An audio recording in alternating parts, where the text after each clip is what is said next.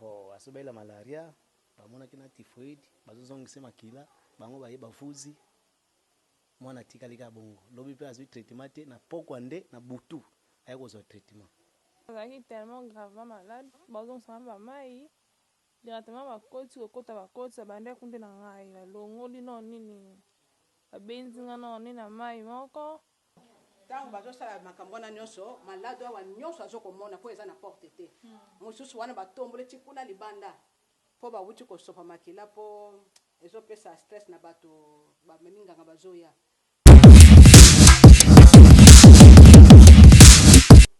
Totondi bino botondi bozali partout à travers le monde entier pour na kolanda masolo na biso ya mikolo na mikolo bayimboka boyebete tokitaka sur terrain pour na kozwa penza ba précision par rapport ya actualité par rapport à l'information komaka na matoi na biso na yebete quelques-uns entre vous baza informés pe balanda ki on penza la ba radio pe ba télévision mosusu basela déjà kolobela par rapport à likambo oyo tozali bongo na Kinseso na Kinseso sik na moko ya ba centre o bazali victime ya bakuluna mikolo na Congo to komona de plus en plus bakuluna bako craigner bako zwa penza esika nango zaka kate na Kinseso mais comme na ba commune ebele voire même na Gombe soko koleka okomona ba shege bazawana bako sala de n'importe quoi mokolelo o etindi biso to ya na ngambo ya centre oyo ezali parce que to moni na bilili na ba presse en ligne ba presse écrite lulenge ba comité ba kuluna bakota ki bongo na kati ya oesika basile ko violer ba infirmière to ko solo la penza na moko azali témoin ya événement wana ba perception makanisi na bango et comment la chose a été déroulée est-ce que porte za ki polele et loko nini ça kete ba kuluna ba ko tia makona bango na esika o toza na moko ba infirmière akosala déjà entré na ye maman bonjour o kokota Bonjour maman. Ki maman okori d'abord ko préciser biso tozali na hôpital nini Tozali na centre santé et maternité d'état révolution Kinseso. OK maman comment on d'abord Kombo na ngai Lontadi la Nzuzi maman Petroni. OK maman Nzuzi d'abord motuna mso ya yambo événement wana esalamaki mokolo nini po eloko nini ezaki à la base est-ce que bakuluna bako kokota na esika o Événement ne salami na butu ya les 11 ya les 10 kobima les 11. Donc tozaki surpris toyo kabazo ko benga biso na tongo kebo kitala lombango makambo esalami na santé santé révolution. Yango to kitaki to koma ezaki scandale. Donc bakuluna bakote ba sauter mur bazaki plus de 60. Et puis, na hôpital, il y a un docteur, des infirmiers, des sages-femmes, na maternité. Ba sauté, ba koti, ba lobby, li bosotan ba koti, ba lobby ke, ba tindi biso. Toyebite banani ba tindi bango. Ba koti, ba bandi mosana bango, muta lobby ke bureau docteur yangoyo. Ba koti, docteur azalaki na kati, ba kangiye, mais à l'air, ko bougete. Il y a 4 kuluna batemi bazo ko assister ko bouger to soko bouger to zo bomayo bake na labo bakangi technicien labo ko bouger te 4 batelemi lisukuna soko bouger to ko bomayo basali o balingi ko sala bakoti bamoni ba infirmier moko azalaki brine balobi kete o penza mwasi bazwaki bango ndenge basalaki vraiment ça fait mal ba violaki ye ba violer des infirmiers ya basi donc basali o bango basepeli nango. Donc, moto moko 7 colonnaires. Na moto moko 7 colonnaires. Donc, ça là qui passe mingi na moto. Mais tant to koma ki bazoko saigner. Bazoko saigner, mususu wana bataki na mbeli, lokola zako boya batie mbeli na mopende, ti na mutu makile zalaki. Donc, azana mwa ba pota ti na mutu. Bazui bango na kati, bokomona pe bisika o babanda ki tinde bakeno sukisa. Donc bakaleso bana basi tozo ke no lokota par-ci par-là mais dese mutazo ko finika bango bilamba bazaki mutakala donc esali pasi mingi na motema batiki te bakoti ti na pédiatrie bazo ko pikula bano baza sous perfusion sous transfusion donc bazo ko pikula ba perfusion ba transfusion parce que bana bakufi par rapport à ça heureusement que bana bakufi te bakufaki te ba botoli ba pareil ba garde malade nyonso donc ba malade bazaki agité docteur bazui babilamba nyonso ayaki nango na ndako bakete bakoti na labo balobi moto azoloba ke bazalaka na 2 microscope bazwaki moko bakitisi na réception. C'est comme si ezalaki déjà bien planifié.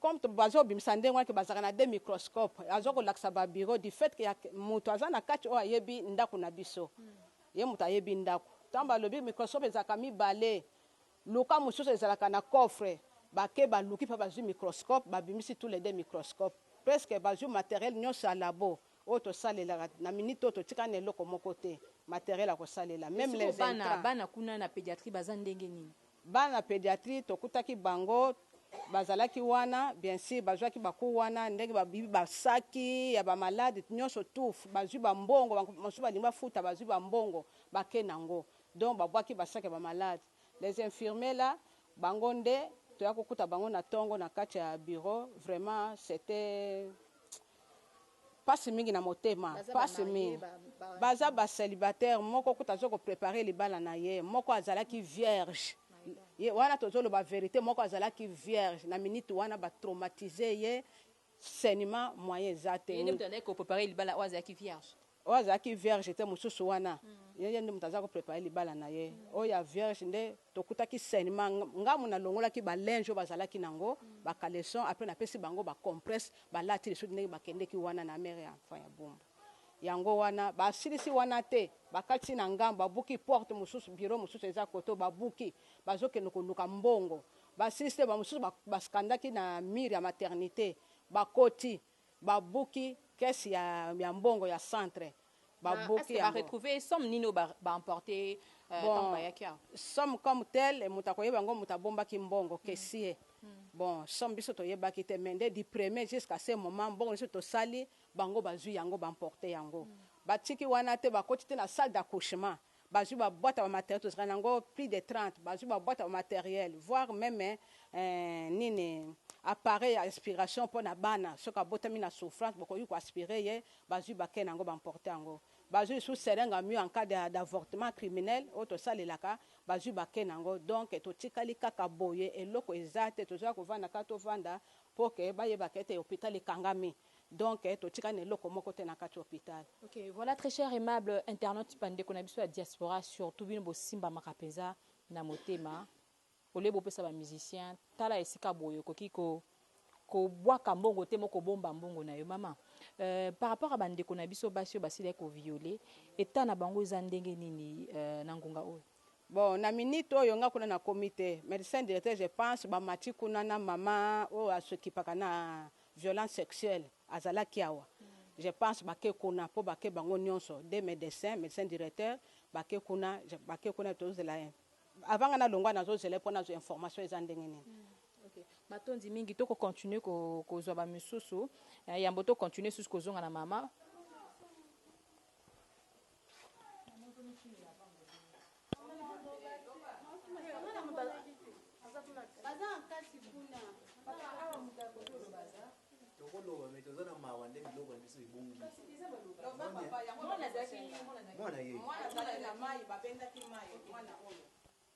Voilà, très cher ami, toza na moko ya moboti oyo pe ya mwana na yazaki moko ya ba bazaki perfiser mukolo ngo be babendaki mai toka na makanisi na ye maloba amekana ni kopesa biso papa ozaki na ngonga wana tango événement eko kosala azalaki bon ngala lobi boye bon ba 1h55 ba ye bakoti o libosa ye akoti na chambre biso tozalaki tanga koti bato mosusu balandi baye bazwi biloko batelefone mbongo balobi kotala boye te fo kotala na mire batalisi biso bamire baye baviole bana bajeune fille oyo basalaka bainfirmière basali oyo balingi kosala basali ntango basali bongo babimisi biloko bakei esili. Ok, mwana aza na combien de mois? Aza na 8 mois. Aza na 8 mois. Mwana naye azalaki wapi? Na hôpital kaka, na Mbeto. Azalaki na Mbeto yi parmi azobela maladie. Bon, azobela malaria, bamonaki na typhoid, bazozongisa makila, bango baye bafuzi. Mwana tikali ka bongo. Lobi pe azwi traitement te na pokwa nde na butu. Aya kozwa traitement. Ok. Okoloba nini na bato bakolanda yo à travers le monde? Bon, ngala lobi basala tout bakanga bango swati batia bango place ya passe po biso somo oyo tomoni mbeli bazotia na mutu bazotia place nyonso soko tali babomi yo basala oyo balingi kosala tokangaki miso bazotala na miri boye te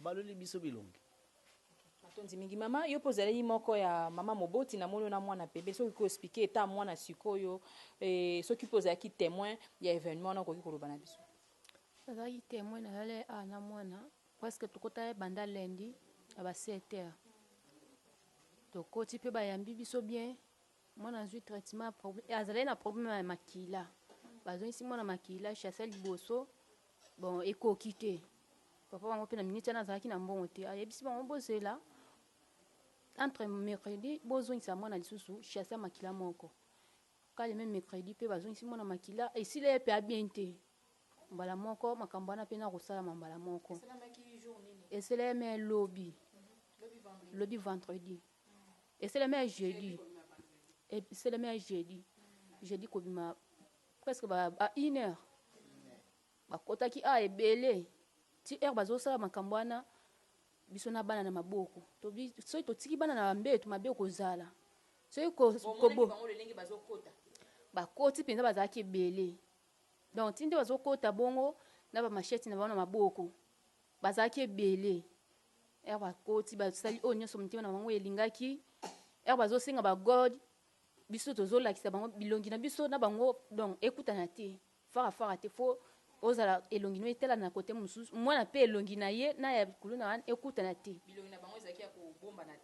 donc babombaki bilongi te bazalaki kaka bongo mpenza ndenge bango batambola bamaske balate ya bamaske te mais tobongisi ya biloko bambongo ekei batelefone ekei mwana sikoyo eta mwana aza ndenge nini bo eta mwana aza na ebie me esinga fo bakisi na minute oyo hôpital bakisi eza te sikoyo tokobima mpo tokende na hôpital mosusu mbongo eza te tosuka wapi makila kaka bafièvre typhoïde malaria sikoyo ezosinga bakisi.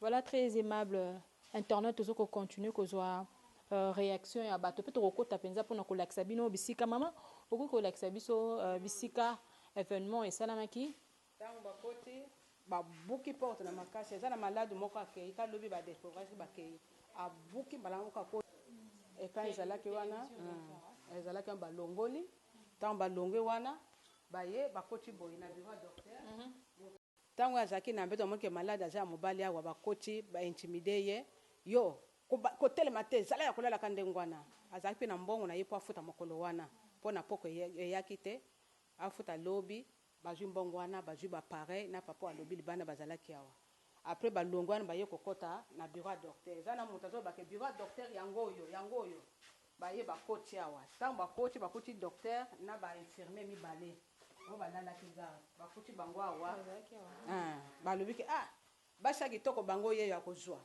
bazwi bango docteur batie ye na mire atala mire kaka awa atemi kaka boye na mire abaluka te abouge te 4 batelemi bazosurveille ya bouge te bazwi baminganga mibali oyo ya basi wana moko kaka awa likolo ya banso botala eza na mwa bameta makila donc na likolo ban oyo likolo ban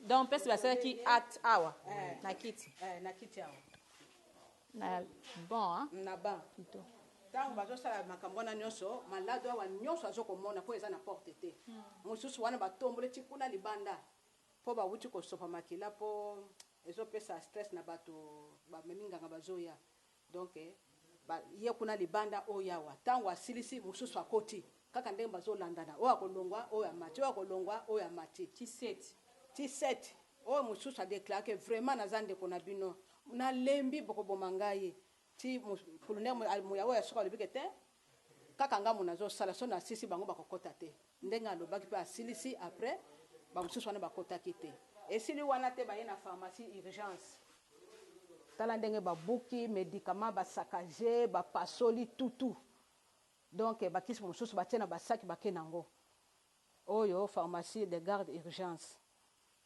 des premiers soins. Balongwe awa, bake na labo. Toza na pharmacie, ya mespe, oto kipa ba mespe. Yango yawa. Voilà, très aimable internaute à travers le monde. Tout ça la cara de notre mieux pour la Sabino Mayek et leki na kati ya hôpital oyo. Tozali awa na Centre santé révolution maternité d'état qui senso. D'accord, ah oui, bogarda kanini. Ah to gada ba kisi ya mespe, to ba nan partenaire mespe. Ba ya ko zo traitement pharmacie yango yo. Ba buki ba jus ba kisi nyonso ezaki plein. Ba buki ba jus ba kisi ba mususu ba baby donc etika sune eloko moko ate yango moni porte eza boy bango bato babukaki yango balongwe awa bakoti na labo babuki labo technicien azalaki na kati awa azo défendre beke soki tokoti tozokato mike mike ti babuki ye abatami na nsima baluki bamoni te moko yebeke yaye na nsima po zala kaka wana soki obuli tozoboma yo bakoti on a deux microscopes ici oyo mpenza ya sika partenaire apesaki biso bazwi yango o mususu ezalaki kuna na se bazwi yango wana nyonso moto azolobake bazaka nango mibale moko bota na sa tiroir on est parti bazwi yango mpe bake nango basacage banque du sang toza na banque du sang ya ça c'est le frigo tout new ça donc basacage nyonso bazwi makila il y avait 85 poches de sang on a eu ça. On a détruit, vous voyez, même par terre, on a détruit, voire même au mur là-bas, derrière vous. Poche de sang, tous les réactifs des labos, tous les matériels. Donc, on est resté, il n'y a rien ici pour travailler. Que vous recevez un cas pour faire les examens. Donc, c'est très difficile, très difficile. Matériel, on ne sait pas tokobanda ndenge ni yango tozo kosenga pa bakonzi basonga biso ndenge ezalaki bazaki sous perfusion ye kutu bavuzoli ye perfusion eza kokita babendi bakati baonde batikali les autres kobanga wana basimbaki nzela lobi bakei tozokoka te tokoki kozwa traitement kote mosusu mpo kozanga bakisi azalaki yakoki koloba étant que malade. Comment événement les gars qui ndenge nini yo za ki ndenge nini et puis moral na yo za ki ndenge na minute wana non natana kuna zaki tellement gravement malade bazon samba mai directement bakoti kokota bakoti bande kunde na ngai balongoli no nini babenzi nga no nini na mai moko tellement que maman bavandaki bazwi basaki bazwi nyonso vraiment ke nyonso zaki non nyonso ke to récupérer absolument rien la pauvre ezalaki vers 1h55 mpo la bakoti na entrée mais ntango akotaki na efa justement na tellement ke mariage mosusu azalaki mwa rapide telefone ezalaki kuna azwi abombi awa yavandenga tellement ntango avandeninga bongo aosandisi aoprotege nga bon baye directement babenzi na baintervention ndeka tellement ke aza mokolo na intervention non aza maladi aza gravement maladi soki osali boyo okufa ndomoni directement bawela basaki banini kaka telefone na ye uniquement mpe etikala ye ya mama leki petite ya mama kaka ya ye moko etikala mpo abombaki yango na mama akei ntango abimisi médecin ye azongisi bato baza batelefone mutu ye mama moko abimisi telefone nanga abimisi telefone nde bakomosala baintervention pasa telefone mpo telefone nyonso bakende ye nango etikala kaka telefone na ye moko papa ba maman tant que zali moko ba malade awa okoloba na bango nini par rapport ya événement eleki na miso na awa non tosengaka aide mpo parce que nga kuna nazali finaliste ezalaki prévu vraiment ke esila si balelo dana kuna nabima ndako ntango événement wana ezongi malade oyo ozonga su plus grave bakasi nga malade mai na kasikasi nanu bakati nga mpe bandenga mabe non osengaka aide baede biso bon pour cet événement on a juste beaucoup d'aide parce que bon peut-être que moi je suis un finaliste c'était pas vraiment que je reste ici jusqu'à ce jour ces 4 jours je n'ai même pas fait ça pour cette maladie et c'était vraiment prévu que ce jeudi là je sois disponible, je pars à l'école pour mes préparations. Mais subitement comme ça, ils sont venus nous attaquer pendant la nuit. À l'hôpital, justement, bon, ça m'a fait mentionner, c'est pour cela. Justement, je vais pas toujours bien. Il faut que je prenne toujours des médicaments. Donc, je vais continuer. On m'a dit de rester ici jusqu'au mardi. Et c'était prévu que je sors le vendredi. C'est pour ça. Okay. Comment, par rapport à cet événement, toi tu es parmi les victimes, tu peux nous parler par rapport à la perfusion, lorsqu'on vous perfusait et quand ils ont entré, qu'est-ce qu'ils ont fait chez toi? Quand ils sont entrés, bon, ils m'ont juste levé ça. Et puis, peut-être que je ne suis pas vraiment dit bien. On m'a donné de quoi? Des siphons, des petits bouteilles de siphons ici. C'était 2 bouteilles. Sur 2 bouteilles, on a levé toutes les 2. Ça m'a fait très mal vraiment le soir là. Mais, comme si j'étais un peu fort. C'est pour cela que je résistais toujours. Ma maman aussi m'a dit de rester toujours ici. Parce qu'on n'a pas le choix. Bana bazaki 15 ans en observation. Sous transfusion, sous perfusion. Tant ba koti ba arraché, ba perfusion, ba transfusion. Ba yipsi bango moto atala biso te, bino sibo fixer miso na bino na ba mire. Ba koti ba ramasser ba sac, ba sali contrôle, ba zi ba mbongo, ba pareil ya ba garde malade. Basi minzela bakeye, ba bimi ape ba sukisi te, bake ba katiti na ngambo kuna. Bake ba buki porte. Yango lobby bana nyonso bazaki découragé, bien sûr topesa ba conseil, mais basi minzela bakendeki na bango yango moni pédiatrie etikali vite, mais les autres bao baza moi makasi bao batikali wana 20 to lana nan traitement ya bana to ta ndenge kozala yango moni situation toza nango awa.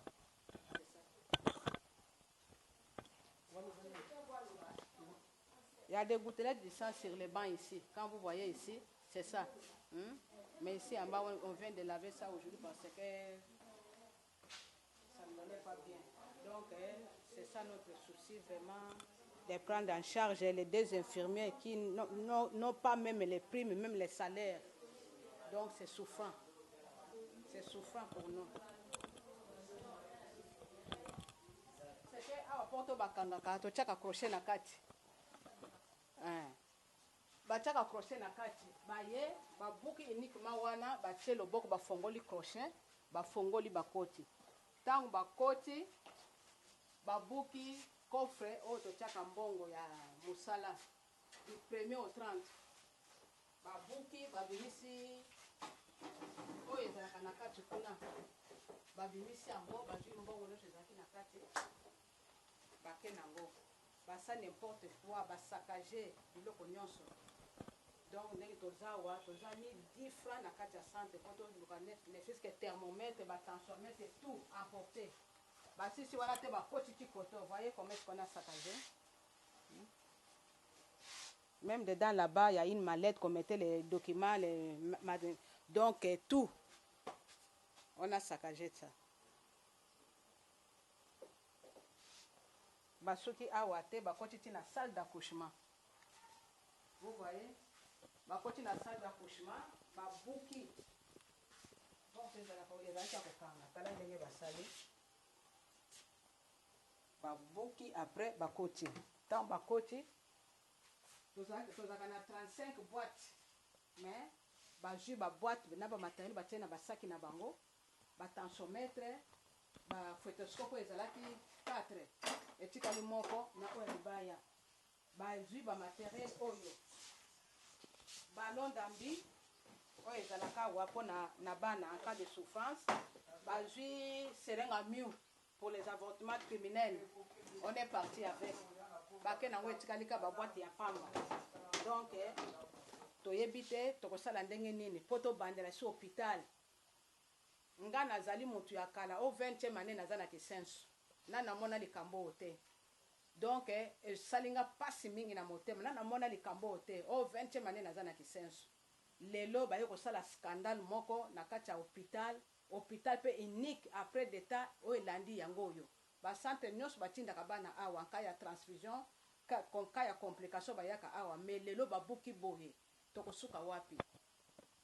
bainfirmiere nyonso basalaka baza numéro matricule te baza na prime te baza na salaire te tokosuka wapi donc yango toza kosenga epa bakonzi basunga biso papa président badepute baministre botala centre santé mais ya révolution et maternité d'état bosunga biso na matériel bosunga biso donc nous sommes par terre toyebi ndenge tokosala te ni 10 francs nyonso bamporte bake nango donc posa na biso ezali bakonzi batala nano centre santé révolution et maternité d'état Kisenso.